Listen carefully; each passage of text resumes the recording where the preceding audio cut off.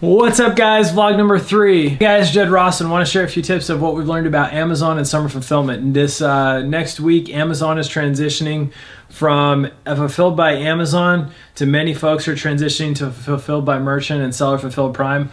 Wanted to share with you a few things that we've learned over the past few summers about meltable, perishable, anything that is an item where it's impacted by temperature during the summer. Fulfilled by Amazon actually kicks it out of FBA for the summer, and so you've got to find another solution. There are a few options. I want to go over a couple of them today. Number one, if you're on the vendor side, you have 3 options. One is drop ship through Vendor Central, meaning the orders come in and then you have the ability to fulfill those out. Margins are typically pretty tough there. You're lucky if you make 10% over the summer on a net margin basis, but it is an option. Number 2 is Amazon Fresh. Fresh, we have not seen the adoption that we have with other parts of the Amazon program.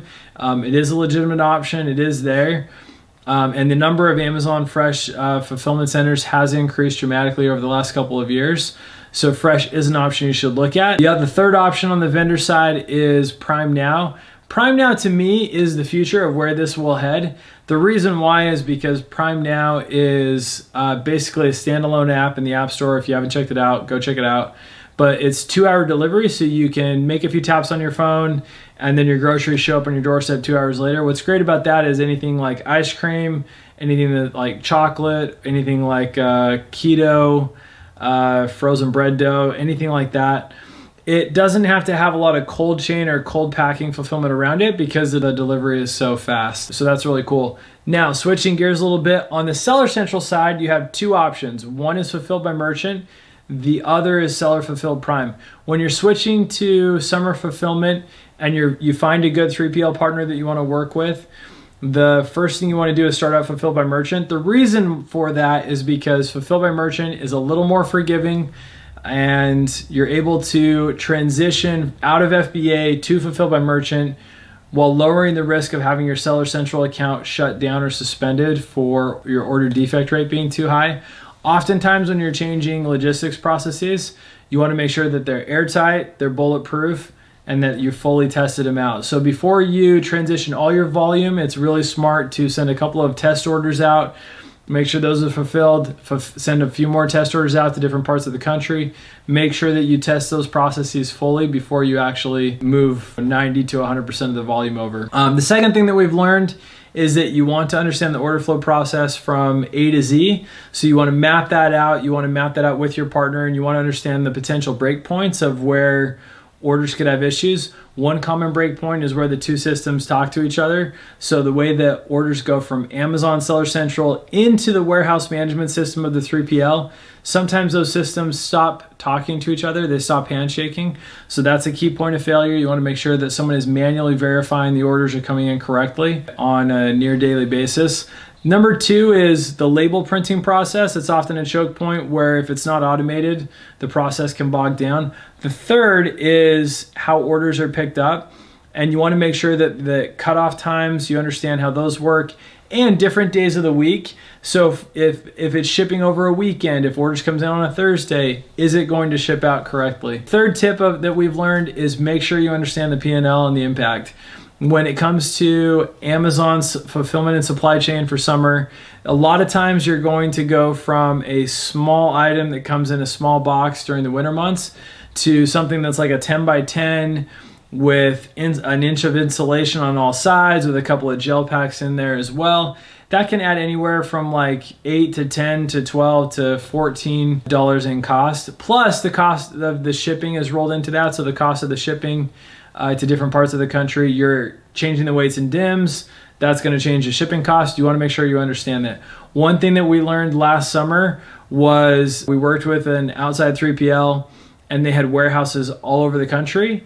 And we learned that we needed to monitor the inventory levels in each one of those 3PLs very closely, because an order would come in on the West Coast for the West Coast Fulfillment Center, but they happen to be out of stock in that item. Their warehouse management software system would automatically forward that order to a different fulfillment center in the middle of the country or on the East Coast, and then they would automatically upgrade to overnight shipping resulting in a massive amount of shipping charges.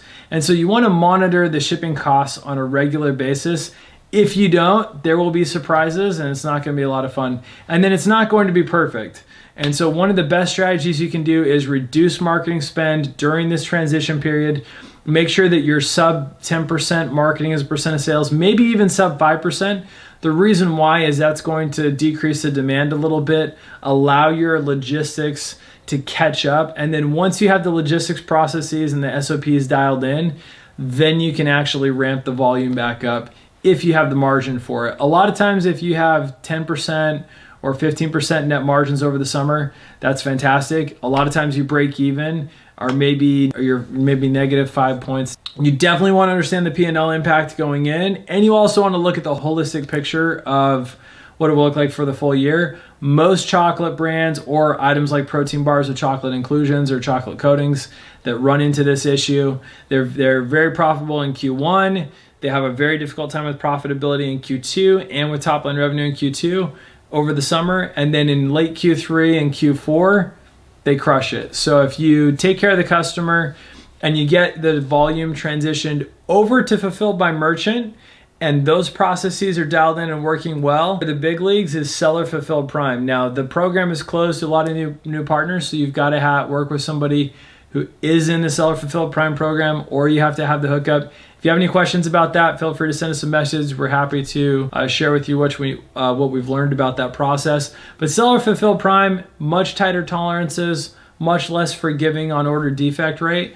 But seller fulfilled prime, the key advantage is it allows you to have prime badging on those items over the summer. Another tip that we've learned, hero image optimization. What does that mean? On your first couple images, when you transition to summer fulfillment and you know temperature is going to be an issue, you know summer is coming, put a little blue call out on there saying ships with ice packs, ships with cold packs.